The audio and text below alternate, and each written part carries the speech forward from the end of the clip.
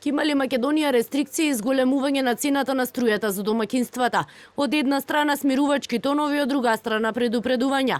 Иако земјава троши повеќе отколку што произведува електрична енергија, ситуацијата и производството се стабилни и не се очекуваат рестрикции во зимскиот период, уверува првиот човек на ЕСМ Васко Ковачевски. Потребите на Евана Хоум за домакинствата вели се обезбедени, а од денеска во Рек Битола со работа почнуваат 2 блока. Очекува во следниот период струја да се обезбеди и за стопанството. Во финална фаза е договорот за набавка на 300.000 тони јаглен за Рек Осломеј, а за спас од енергетската криза, нов јавен повик има и за набавка на јаглен за потребите на Рек Битола. Ние производството го прилагодуваме согласно потребата конзумот кој што го бара Евана Хоум.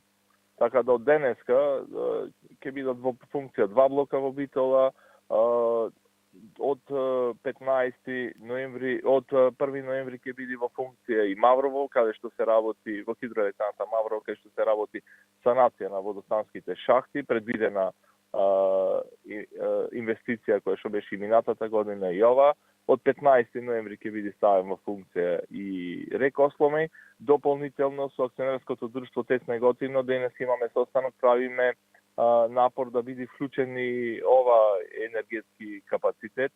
Откако вчера првиот човек на МЕПСО Куштрим Рамадани за ТВ Телма прстот го впери во ЕСМ и рече дека во земјава има намалено производство на струја, а истовремено тие превземале од европската мрежа струја која за еден месец ќе ги чини 15 милиони евра.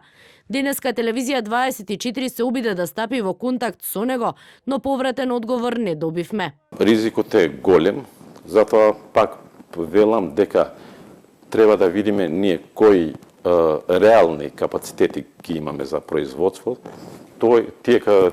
Таа количина на енергија што ни фали, да ја набавиме и тука е клучот, тука е решението. Нема друга алтернатива или рестрикции, ама рестрикциите во 21 век, 2021 година никој не би ги посакувал, така да предлогот е тие количини што ни фалат да ги набавиме на слободен пазар и тоа е тоа.